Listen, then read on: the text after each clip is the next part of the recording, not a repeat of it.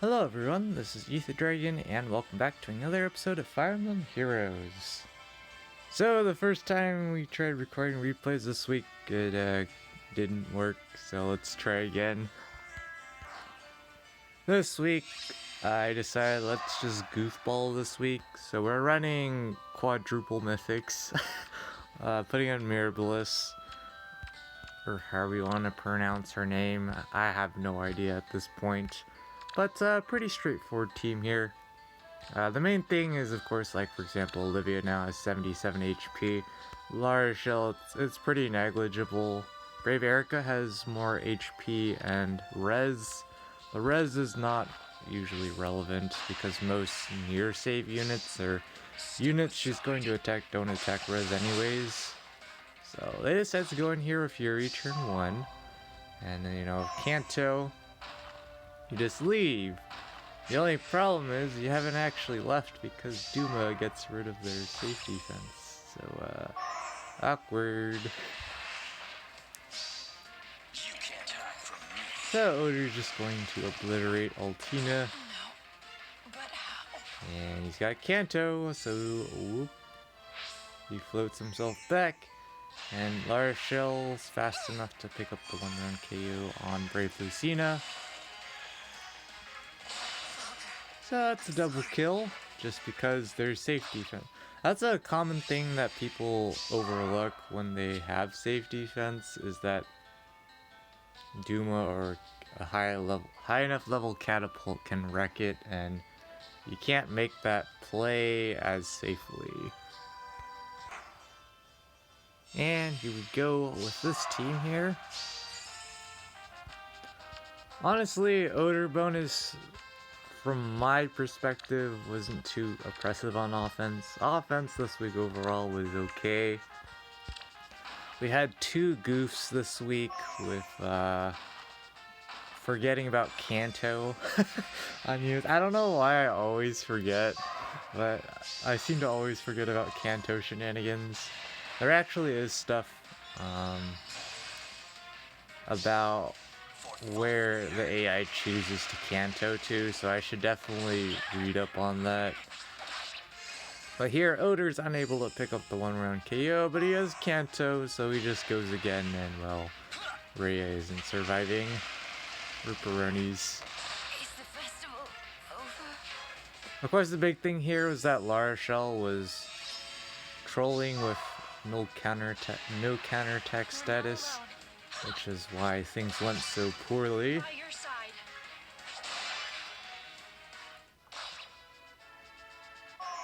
But Kanto things here, You're the best. and well, Brave Erica able to survive one shot, but doesn't matter too much. They have far save from Fjorm, but they don't have near save here. So Mirabilis is going to pick up the kill. Was this my fate? But yeah, this week on offense, it was mostly, there were a lot of dual save units on defense.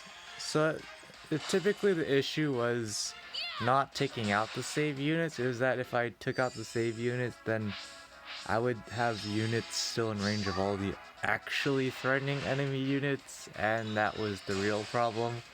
So typically it just involved, winning just involved initiating combat somehow, which was pretty straightforward most of the time. Sometimes I had to burn like 4 turns to do it, but once you get going, you don't even need bolt tower damage to pick up kills. But yeah, Fjorm was not too big of a threat on us on the defensive side because we just have Regan to output the damage, or Fjorm just misses the kill because she's too slow, doesn't have enough attack, all that kind of stuff. So we could just keep attacking her and she would eventually get wiped because there weren't didn't run into any of those ultra meme save teams that just dual save stall teams that are hyper stacking damage reduction and stuff. If we ran into one of those, that's probably just an auto loss if we can't generate enough damage after Bolt Tower. But, you know, that's something we would have to just get a match and see for ourselves kind of deal. The big thing this week, though, is just more a showcase of we need more damage output on this team. Our best bet of beating these teams, since we're so heavily melee based on this kind of defense, is taking out the near save unit. But as you'll see here, the main gimmick of these near save armors is not that they can survive everything, it's just that they kill stuff before they die.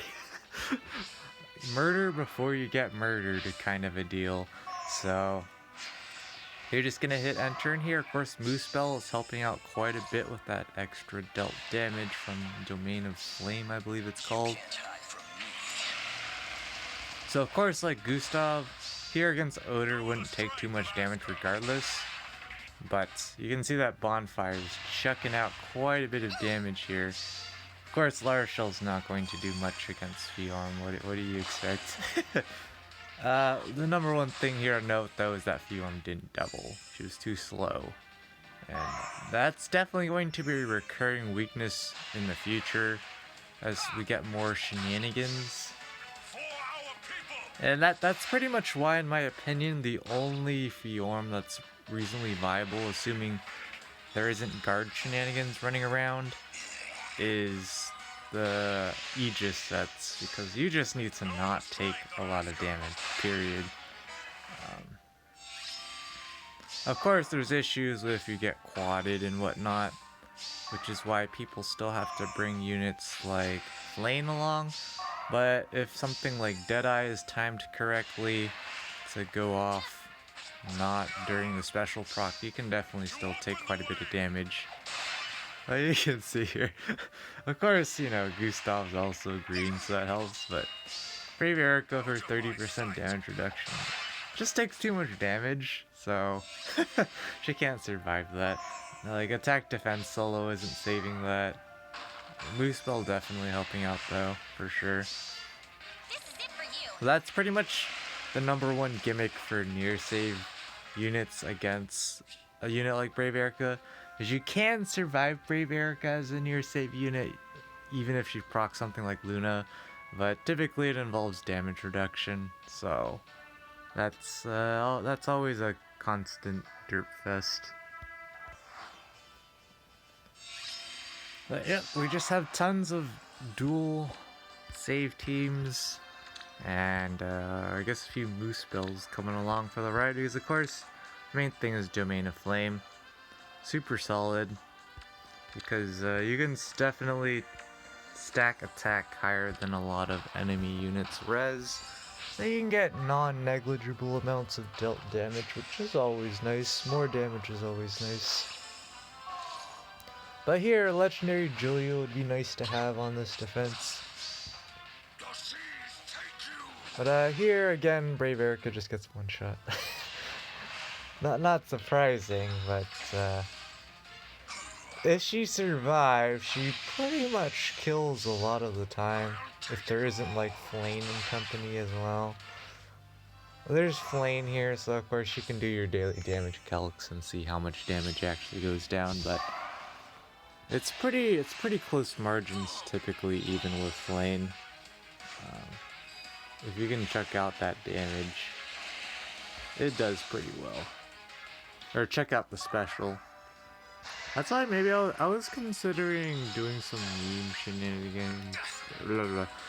shenanigans with like Miracle, but again, it just takes too long to charge Miracle anyways, so in the meantime, people are just gonna roll us with their near save armors, pulling off the one-shots. I guess other units like Brave Edelgard for 80% damage reduction on the second hit would do pretty well. That's where you get the jank scenario of, would you rather have your Luna pre-charged or not pre-charged? Because if it's not pre-charged, then you don't have to worry about the damage reduction from like Pirate Surtur here or Valentine Gustav. You just have to worry about surviving the encounter, which is, well, it's not gonna happen a lot of times. So, yeah. unfortunately. We basically just need to stack more defense on her. More HP, of course. You could pull that card out, but it would get a bit jank, a bit too jank, trying to stack her HP. And I mean, again, it's just the same shenanigans. A lot of people, it does make sense. A lot of people will just use save teams against my defense because it's super heavily melee based here, especially, and pretty decent merges on some of the units here. You're just getting set up here. They take out the Dark Shrine. Doesn't really matter.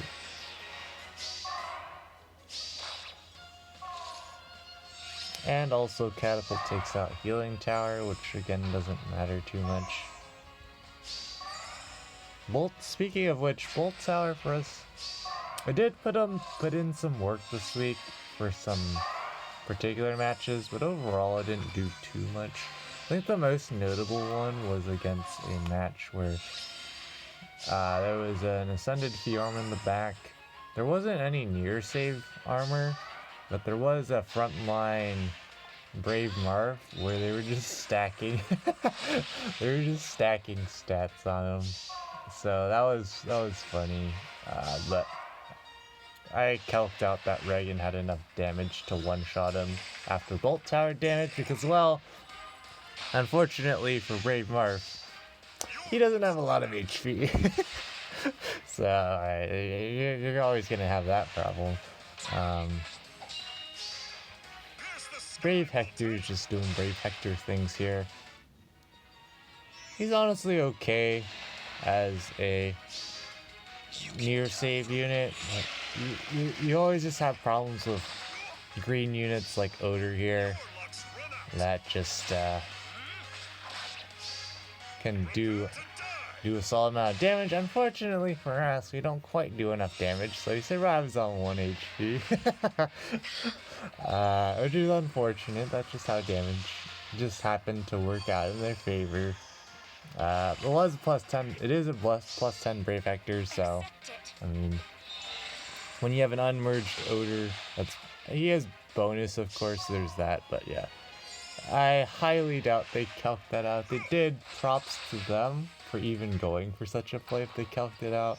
That does definitely require a super high degree of trust in your damage calcs to be that precise. Because most of the time, you can just get away with approximation. You basically only need to know, are you going to kill or not? And speaking of rigged shenanigans, Lumeria getting the exact one-shot.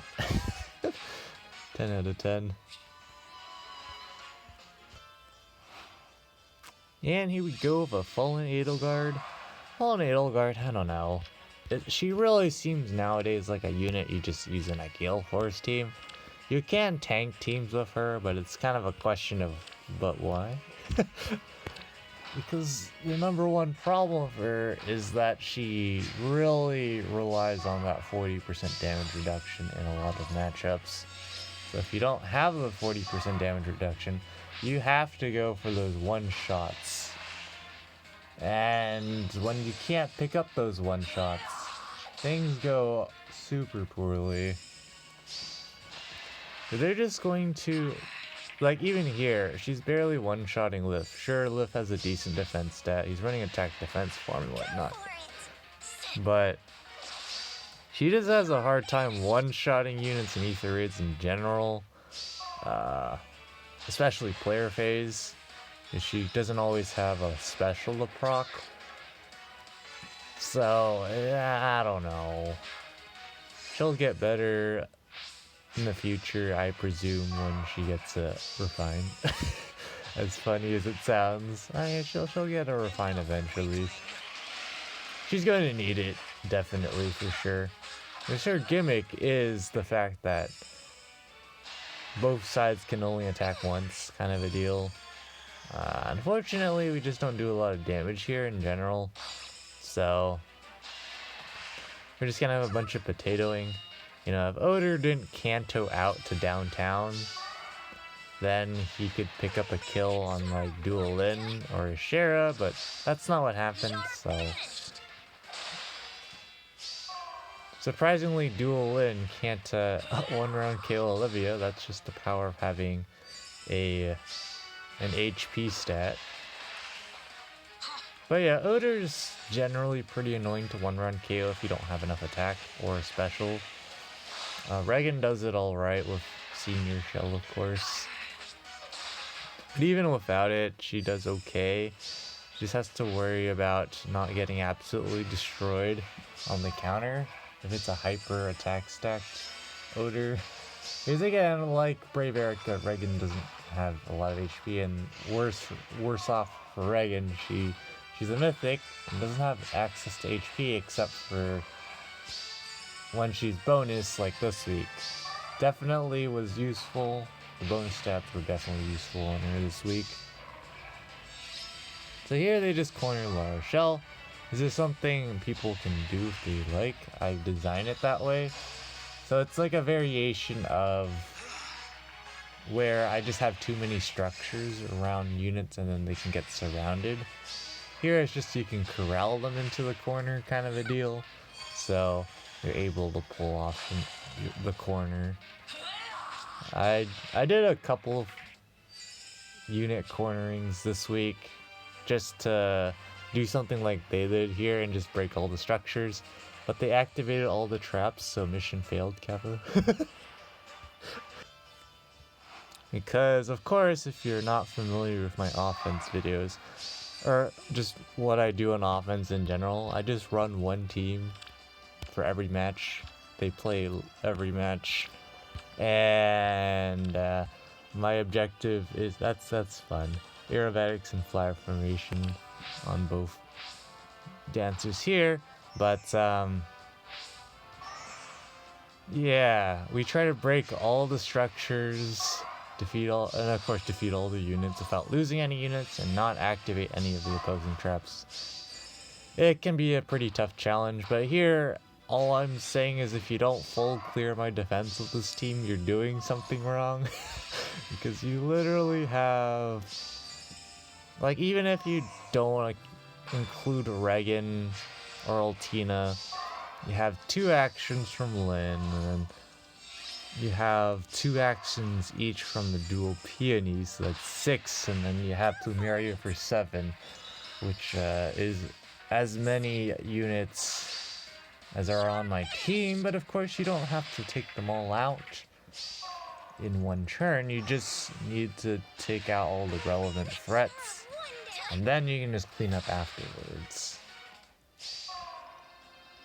But yeah, dual lift just does not have enough defense. It's pretty much, or HP, sorry, which is why I don't run deflect missile on him. He'll just get 2-shot by. Of course, this particular dual Lin can have up to like double dual peony support and stuff to get some sky high attack. But yeah, it's not necessary for a dual Lin to get need that much support to take out my lift. He just doesn't have enough HP. Maybe if I had like Miracle on him. The problem running Miracle on him is if I even manage to pre-charge it all the way, is he just doesn't kill on the counter anyway, so he just gets quieted. So yeah, that's the problem. The HP inflation in ether raids causes a lot of problems for us trying to counter just the hyper offensive units in general. But Regan able to pick up the 1-shot here, of course, and that's just GG. And here we are again with another dual save team. What's new?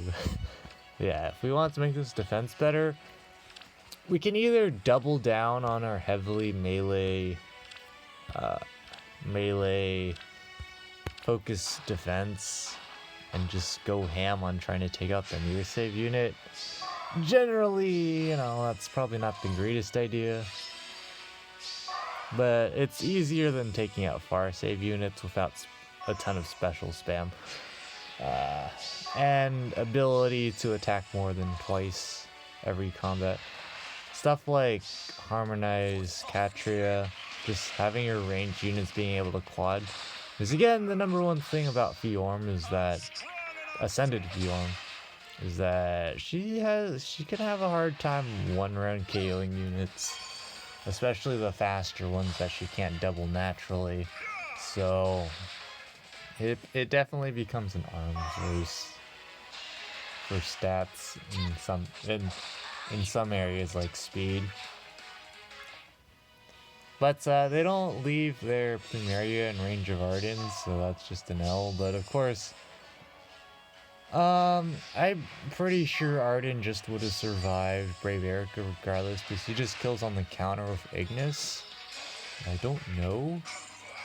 I'm pretty sure he kills on the counter with Ignis. Because of course the first attack...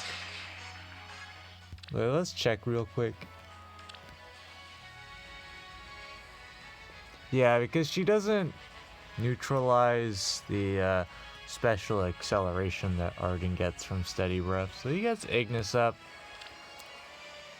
And, you know, she only reduces the damage from foe's first attack. So the Ignis is just going full power. It would be kind of awkward if Arden missed the kill with Ignis, to be honest. And I'm pretty certain he doesn't get one shot by Brave Erica. That would be awkward. Yeah, you can see there, the Ignis is proccing for quite a bit. Yeah, at this point, Brave Erica, she'll probably survive some hits because of the damage reduction, but she's not going to survive long enough. Luna's not going to one-shot here, especially since she's not initiating. Lots of stuff is lost, but well, she survives another shot, I guess. And that'll be it, because Arden, yeah. Now they just have to grab the ether structure if they so choose.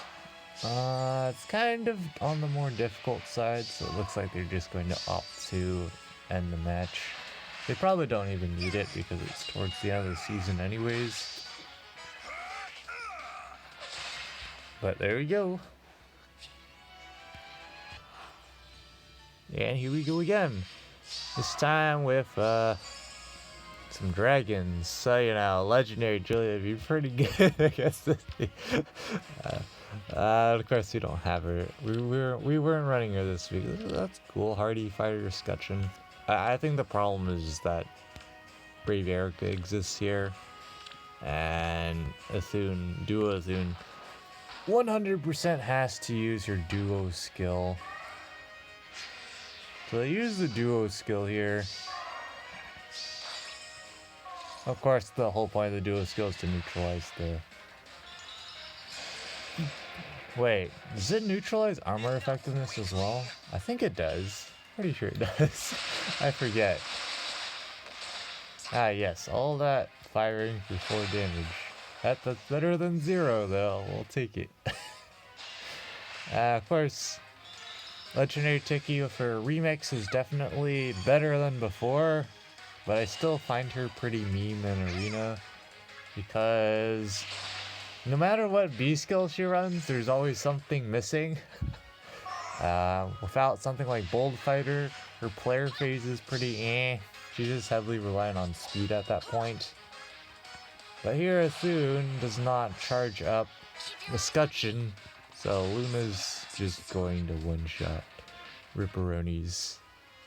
There's no Flame on this team, so that's kind of a problem. And now that their nearest save unit is gone, it's just going to be another free kill for us. And they just surrender. And what do you know? More...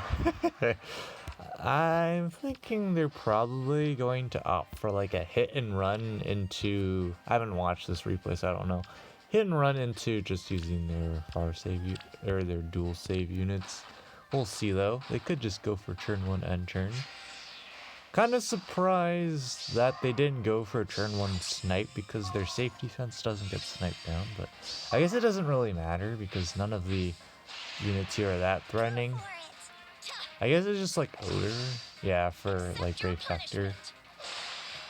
They should they're probably also just going to take out Brave Erica, I would imagine. Yeah. You're a wonder. That's one of the problems of having Brave Erica towards the front. The one thing that I think resulted from that is a lot of people didn't go for hit and run, because Brave Erica's range after a dance is pretty decent. You can still hit and run if you have the correct resources, but not everyone has those resources.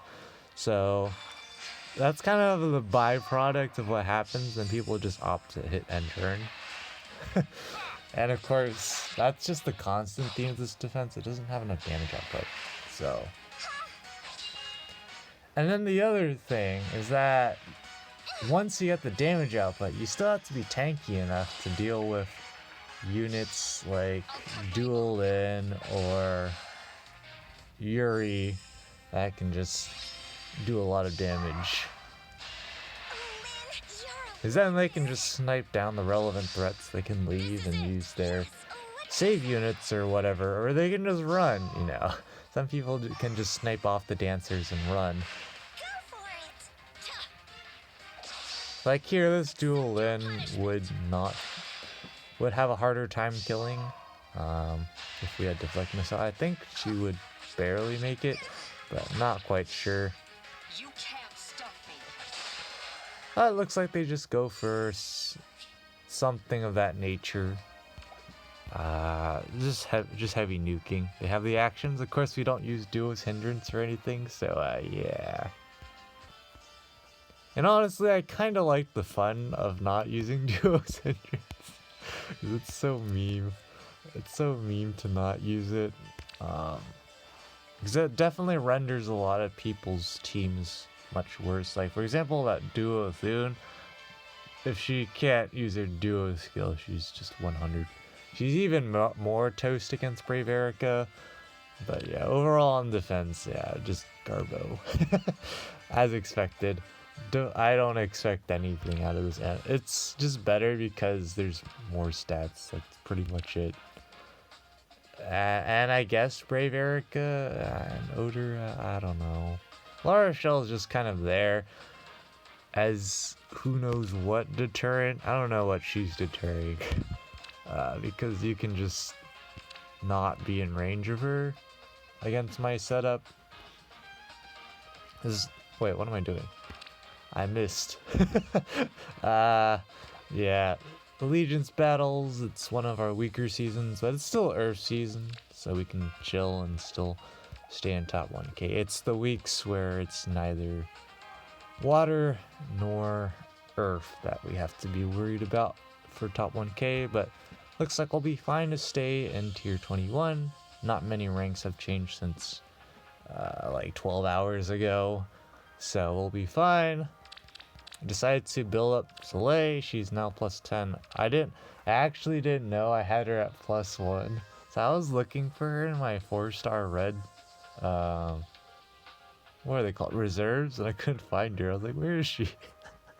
Didn't remember that I actually 5-starred her and even merged her up once already. So I just gave her the refine because I asked someone. I was asking people, you know, should I meme and run Poison Strike 6? And I was like, sure, why not? And then I was like, should I refine? And pretty much just for Gale Force. Because the fun is you can just keep Poison Striking the enemy, of course, if they can't counterattack, which most of them can't. So she's actually super solid in Arena with a Dancer, especially if you're trying to chip down any unit that can't counter, literally. Literally, you just use Soleil to attack at least twice. You already chipped 40. If you proc Gale Force, you can chip 60, even if you're doing 0 damage. So that was funny. But Arena Assault, we got memed on with RNG this week with the matchmaker, but still top 1k. We started out this run with a 766, which was pretty cool, but yeah, we just got memed on afterwards. We got so many 750. Or this team, sorry. We got so many 754s, which is, if you haven't figured out already, min roll. So our score range with this team is 754 to 766, but we just kept getting 754s, and I was like, fantastic, yay. Overall though, we did get some, we got some high enough scores to where we didn't get an absolutely atrocious score where we'd have to do another run, but we're just rambling at this point, so we'll be back when the results drop in. Might be a bit early, but let's see here. It's probably a little early for some of the Coliseum modes, but yep, not top 1k. We have to do better on offense and defense this week to do that. But yep, there's basically a 0% chance, unless we completely luck sack on the matchmaker on both ends, that we stay in vault this week.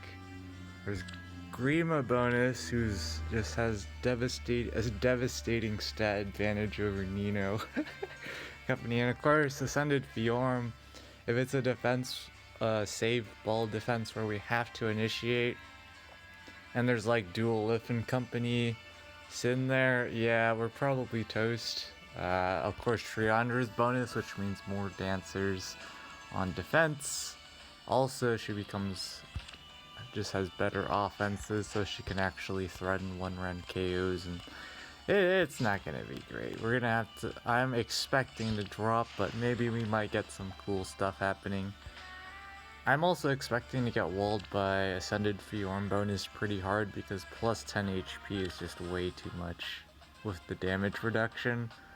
Don't know how we're supposed to break through that, especially if we're not gonna use Crom. Legendary Alm is nowhere near close to having enough damage output. Legendary Julia is blue, attacks res, it's literally a recipe for a fail. So yeah, we're probably just going to goofball.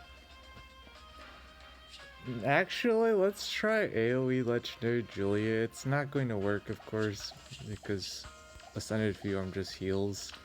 But it would be funny if it actually worked. I doubt it will. Maybe someday I should get Times Pulse on Legendary Julia so I can open up her seal slot for life and death, or just even more visible attack, because why the heck not? But that's gonna be it for this episode. Thanks for watching. As always, this is Ether Dragon, and hope to see you all next time. Bye.